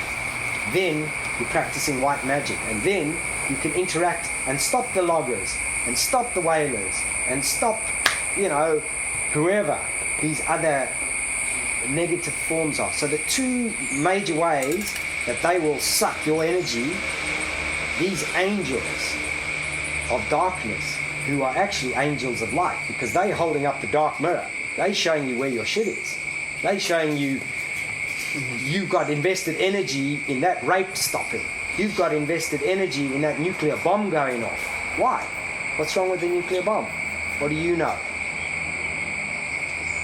It's happening, therefore it's exactly how it's meant to be. It's orchestrated by the divine. What's wrong with it? And it can be inspiration for the changes that you want to create in your life, because you see that. Absolutely, that's the things that get us. Yeah. You're seeing that animal being slaughtered in a way that's... you're seeing that factory farming and you're going, I can't eat that anymore. Sorry. So those very things are dancing just for your awakening. So it's like that saying that sometimes the biggest way you can change the world is to change yourself. Change yourself, it's the only way. or your greatest teachers are your greatest enemies. And it's where you've got that anger and that hate. Bang, that's where your stuff is. And the other places where you go to sleep. Where someone goes, have a look at this, and you go, I don't want to know about that. I don't want to know about those kids being making my jeans in Bangladesh. I don't want to know about it. Or whatever it is that you think is bad. Those are the two ways our system bypasses. One is to get angry or emotive, and one is to go to sleep. And so if you take a very powerful medicine like ayahuasca, it starts tracking through your body and going, ooh, you got something over there. You go, oh, I don't want to look at that. Oh, God, I'm just like, jeez, I feel sick. Oh, God, help. This is not looking good. All it is showing you where you stuck, where you've got invested energy in maintaining something, this hole that's going to leak all your energy, and it'll keep leaking your energy till you go, actually, you know what? That's uncool. I don't want to feed that anymore. You know? Bang. Cut that off. And then you go into the bliss. And you're like, wow. Check this out. We're in paradise, right? We're all in love. It's amazing. So what makes you see the difference between heaven and hell? You know, that's what the psychedelic experience shows you, is that nothing's changing out there. But here I'm sitting with a room full of demons, and everything that's happened, everything is poison, and everything's out to get me. You know, because I'm paranoid. But now I'm sitting with a room full of God, and everything is there just for me. So you're going from the ultra-personal to the transpersonal. I guess you get that a little bit with marijuana too. Of course, marijuana, LSD, mushrooms, they all have the potential to show you. So they're finding out your weaknesses at the time and sort of drawing it out of you. Yeah, so paranoia, so if you've got an emotional spectrum, right, like this. In the middle here you've got like kind of joy. You know, and then you go a mild depression, deep depression, paranoia, chronic paranoia, schizophrenia, you know? A manic depressive where you're going, wow, wow, wow, wow. Okay? And then from here you go to extreme happiness, bliss. Okay? So this is the spectrum of your emotional energy. But all of this out here is all operating here in this bliss field. So when you start to become happy, luck follows you, right? Happy-go-lucky. And when you become blissful, everything is divinely orchestrated. Everything is so beautiful. Everything is just perfect timing. That bird just sings at that moment. That person just said the most profound thing. They just said, hi, and you were like, hi. Wow, that's so profound. You know? So being in that space of love that feels like bliss, all you're doing is you tuning into the frequency of existence. That's your natural frequency. That's your clear light. That's love. Anywhere else is it diminishing to the point where when you start to get into depression, all you do is out of harmony. So every sound, every frequency is getting cancelled out. Paranoia is this ultra-personalization of that. Everything's happening to me. That person's doing that, they fucking me up, they doing this, they doing that. And you'll see people within their language how they're moving towards deeper and deeper depression or personalization where everything, the boss is doing this and the world's doing this and this is so screwed up. And through that language, you can watch the entry of disease as it moves closer and closer in the form of accident or other until it lodges in the body. Because they're depriving themselves of enjoying themselves when they think people are out to get them, you know. That's right. What you're doing is you're investing your energy in this leakage to the degree that you become so diminished that existence being so benign, so out for you, is going to show you how that's out of harmony with who you truly are and will create the bumper rails on the side of the freeway that you'll start bashing into because it's going, you're going off the rails here. How about some flu? How about tripping and falling over and bashing your knee? Anything to help you realize that you're now going off the rails. You're now acting so inappropriately with your energy that your body is going to start showing you that imbalance. So how do you heal it? Well, yeah, because it is a tricky situation, because often in that situation, you know, you've already got this outlook where if you start to get sick, it perpetuates that same that same feeling, like, I'm getting sick, I'm the victim again, and it is this sort of downward spiral that people go into where, they have this perception of the world's out to get them, things don't go right for me, and then that's creating that experience which affirms that. That's right. Belief system. You now offering your offerings at the temple or the altar of that thing there, and so that's going to become so you got to find out more exciting. What's feeding it. Yeah, so I'll give you what is in your life that you're constantly needing that you need to cut. Yeah, totally. I'll give you an example in my life. It was the early 90s. I was living in London, and like I'd had a few years of quite intense abuse, like going out partying all night, taking MDMA and acid, and wow, this is so cool, and dance music, and but my body was getting a bit like dude, come on, there's only so much of this you can take before and so I was feeling more drained, but I refused to believe that it was this lifestyle, because this lifestyle was obviously really good for me, But then, so I started to slow down a bit and step back, and then I thought, okay, I'm going to heal my body, right? And I did oil fast. And, wow, this is spirulina. I'll try that. And juice fast, wheatgrass. Every new thing I would take. Nothing was actually working. I was like, okay, this. Wow, he has colloidal silver. Or wow, he has ormus. Or there's this thing here. Wow, this is going to do it. You see the pattern. I'm now looking for a silver bullet. I've now given over my power, and this is the thing that's going to fix me. And I need it. Gone. I need it, because I'm now relating to this. So I tried everything. And my dad would always just joke with me. He was like, wow, you're the healthiest guy I know, but you're always sick. I'm like, I'm in a healing crisis. I'm just getting rid of toxins.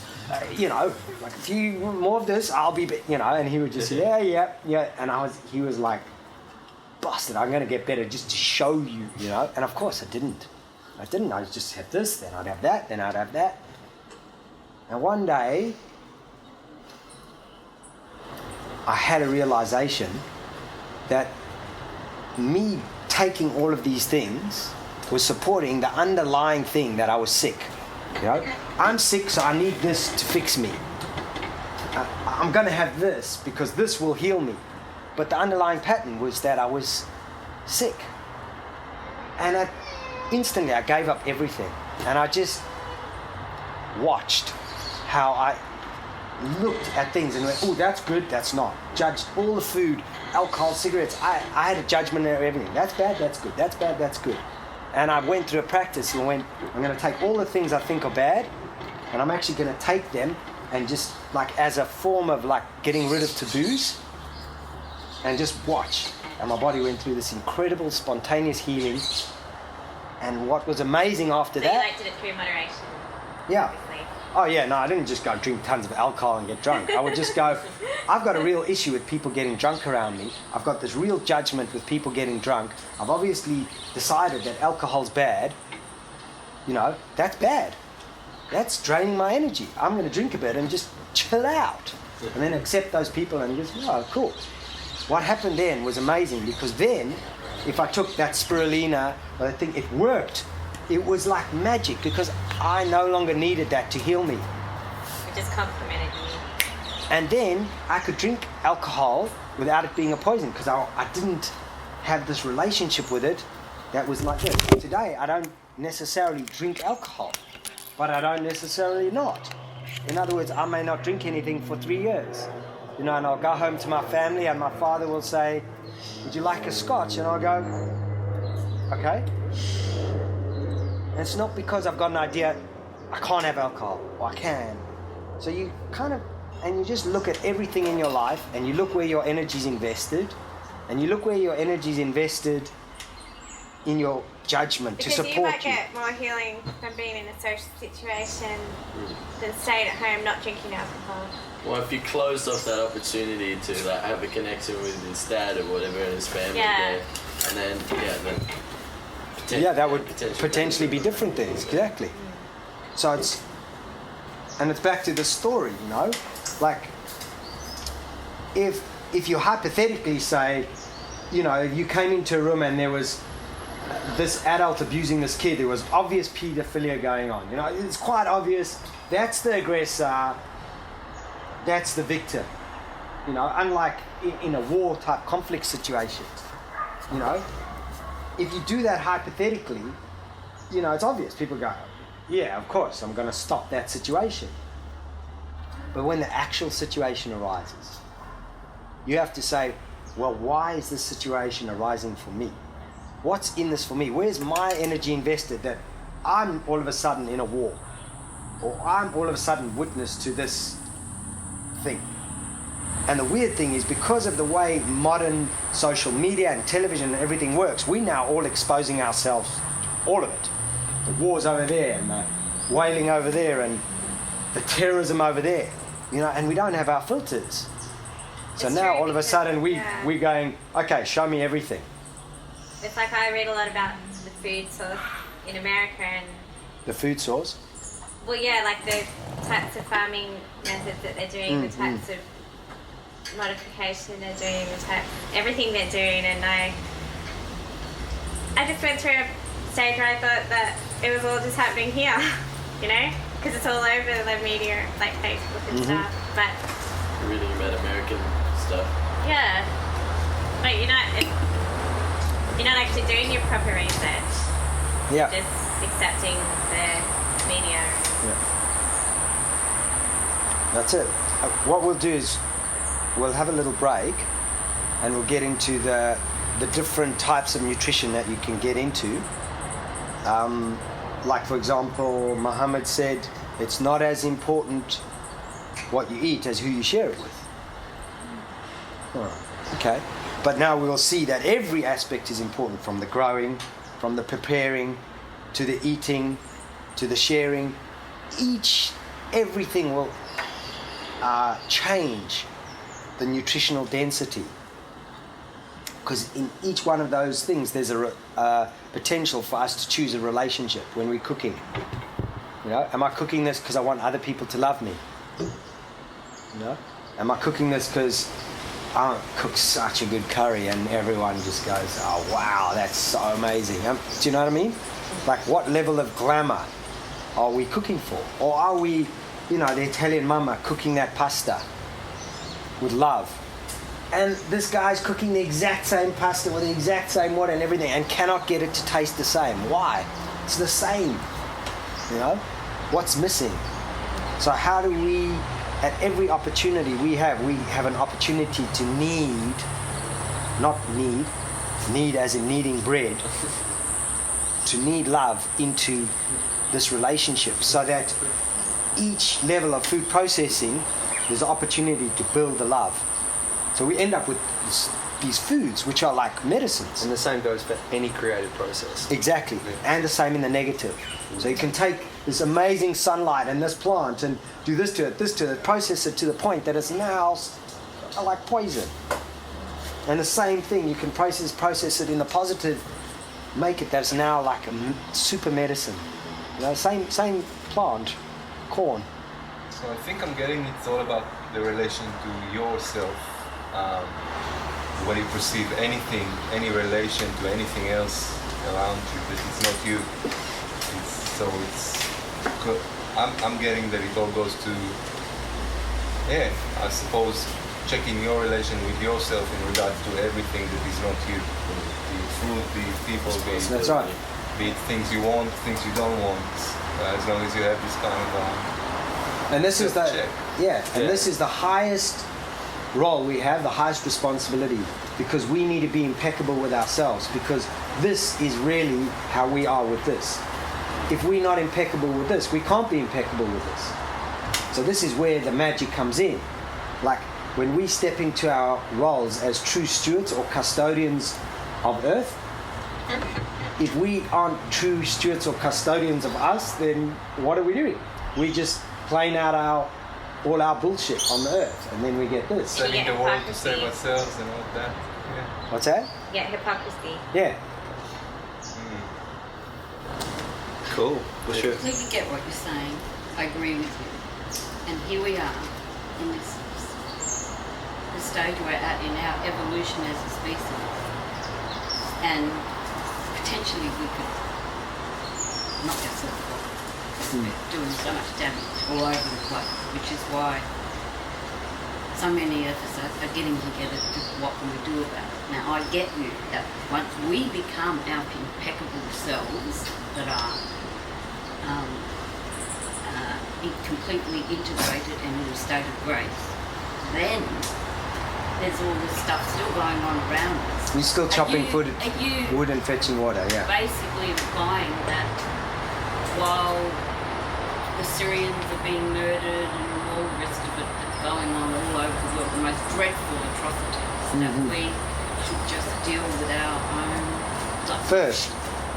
Yeah, first. Okay, but I'm saying we've already done that. We've got that together. What can you speak to? What it is that we can do to contribute to the healing of our world? Absolutely. Because that, to me, is I think not that's everyone's going to do that. So, I mean, even you being here, every person on the planet did it, then we would be fine. and even you being here, like you basically said that when we project out healing, etc., that's the black magic. But you being here, sharing with us all this information is in fact a kind of that. And it's up to us to share the knowledge and information that we've learned. Yeah, so then you need to, for me, I would have to ask myself the question, do I need to be here sharing this with you? In other words, if this was my job, my day job, you know, and I was going like, I need a certain amount of people with a certain amount of cash, because otherwise I got to eat and, you know, buy my air ticket back. My relationship with doing this conversation would be one of need, because I'd need to be enigmatic enough. I'd need to be able to share so that people would, yeah, he's cool, so I could get another speaking gig. Do you know what I'm saying? The relationship between what I was giving out or radiating would be different, because now I'm acting out of need. Yeah, I totally get that you're here for very gracious purposes. I wasn't trying to have a go. I was just trying to. No, so I'm coming to this helping the world and helping Syria and doing this. So it's a conundrum, because the quantum world, the world of love, is outside of time and space, and the mind is very slow at getting this idea, because it is rooted in time and space. Because it's rooted in time and space. So on one hand, there's this infinite amount of energy, time to do this. In other words, slow down, get your house in order, or get to the Syrians. Get your own self in order. Because the Syrians, the thing that's unfolding in Syria is happening in time. But we time lords. If we heal ourselves, we can go back in time and fix the situation. Because it's not real. It's real, but how do you know?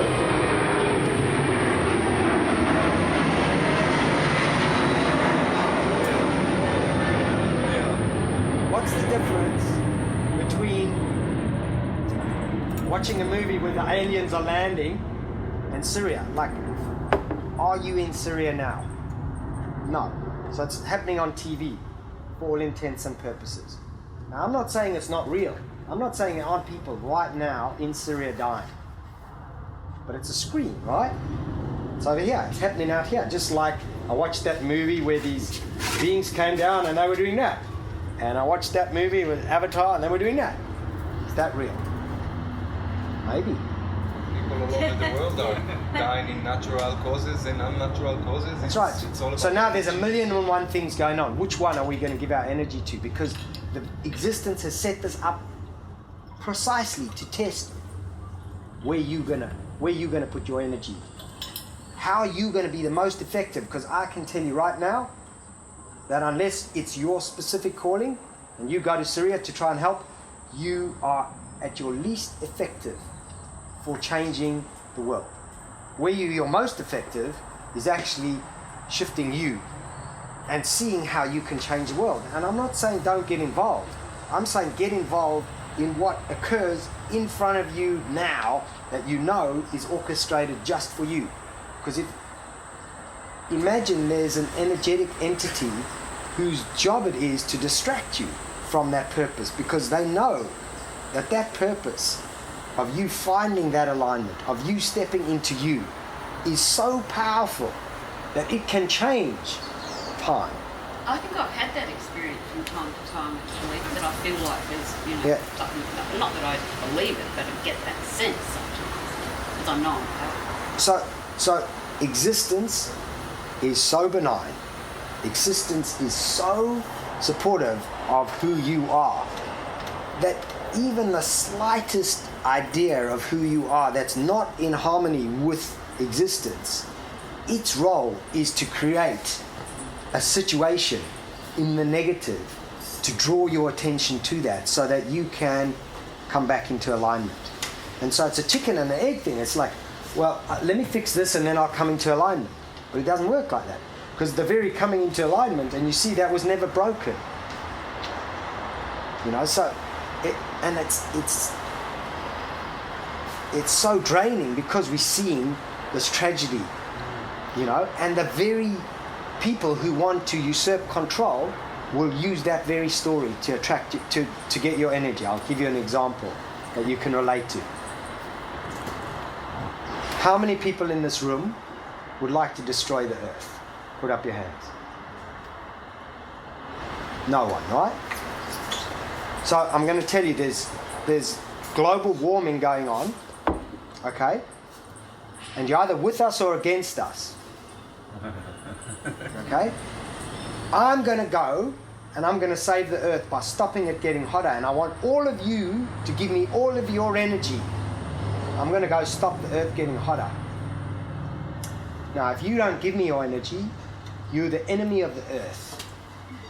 You're now against us who are going to save the earth. You get it? So I've turned you, who may be a greenie, into the enemy now. Okay, this Goering is famous for making that quote. He said, it's easy.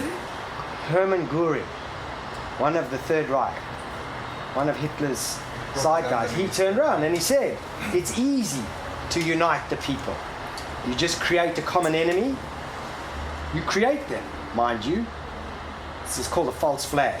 You build an enemy, real or not. And then you say to the people, rally, we need to fight this enemy. And you're either with us or you our enemy. And this is what every politician does today. This is the stick. Focus down, this is the stick. You follow us, or you helping to create the Muslim terrorists, or the spread of drugs, or child prostitution. Give us your energy now, or this is the consequence. That's what they're doing. Yeah, I'm onto that, and I'm totally neutral about global warming because of that. Yeah, so I get and so it's going to be. So the reason global warming was chosen is because when you're trying to create a one world government, a one world agenda, a one controlling unit, the ultimate emperor who's going to go, this is how it is, okay? The ultimate autocrat. You have to unite everyone. And what better way to unite people than to rally them around saving the earth? Because nobody is going to say, nah, fuck the earth. They may feel that. They may go, oh yeah, I'll dig another uranium mine.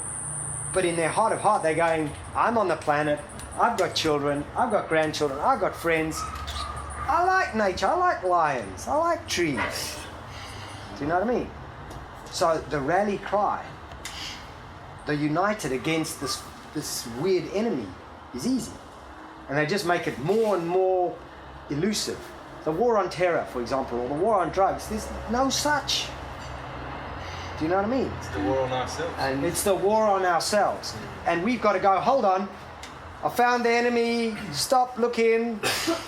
Yes, and recognize that we are our worst enemy. And as soon as we can come to terms with that, then all of the problems that we think are problems will start to dissolve in ways that we can't even imagine how they're going to unfold. On that tip, to look at anything external as being wrong or out of place, take the conflict in Syria at the moment, to look at that and say that it needs fixing is a very egoic thing to do, to say that, to look at something and say that it's right or wrong. It's not perfect. It needs fixing. And Yeah, I mean, it comes back to exactly what you're saying. It's you know, it's not to look at it and say that it needs fixing. It's to look at it and recognize it for what it is, and that is, you know, one aspect of a holographic reality that is it's just a reflection. You know, Yeah, it's a part of you. It's and orchestrated just to see how you're going to react. Do you know what I mean? But I think Mia's question is a bit around how do I respond? How do I react? Like, what is the right way? And Yeah. I could give an example from my experience. Like, I just came back from an schedule in the Philippines, and for me, what led up to that was I just felt so strongly there was something in my heart that was like, I have to do something about this. There's something, I just knew there was something for me, not because I felt that it was wrong and, you know, I mean, it's a natural disaster and it's, humanitarian type situation, but it was like, I just felt from my heart that there was something I knew that I could do. And from one thing, which was, okay, maybe I can donate mosquito netting, to just the synchronicity of how everything led to me going there, and I actually felt pushed in some ways, like everyone's doubts with me, my mind going crazy, like there would just be like this amazing like push that there was no doubt in my mind that this is where the universe was leading me to go and what I needed to do. And so I guess what I'm saying is like there's, when you're in that space of being your heart, and you know that you're going to attract and resonate, like we don't attract, we actually resonate. Whatever we're resonating, that we see that start to happen around us. So for me it was coming to a space where there were similar people resonating in the same way. And I think when we don't see things as wrong, and when we're at peace with it, like you're saying, we're not acting out of the dark magic, but we're the white magic. That it's about being in each moment, like you're saying, and allowing that synchronicity. And we don't know what's around the corner, and we don't have to know. And that's the thing. It's like we know that we're on a mission, and we know that everything is happening perfectly, even though we don't know how it's going to happen, how it's going to unfold. And one of the amazing talks that I was present with in the Philippines was with a guy from Thai who was basically saying that all these events that are happening are really an excuse to bring us together. And crisis precedes transformation. And by coming, it's like an excuse for us to come together, and that we are tapping into this divine feminine now, like we're moving away from our logical, not away, but like you're saying, we've been on this journey of the logical mind, but coming back into that divine feminine realm of the divine intelligence and, you know, the sacred geometry and the things you were saying. So, intuition, that's right. That we don't have to think that we know what we're doing. In a present moment, what needs to be done will present itself. Yeah, you'll know. So you don't need to ask the question, what do I need to do? You need to just be present in the moment, and with that presence, you'll know what. And you're actually co-creating that moment. You know, because that you're moving out of this pure thing of it's all happening to me, I've got no control, to wow, I'm part of this co-creation. You know, I'm actually creating this thing. The reason I'm witnessing this is because this is what I've chosen.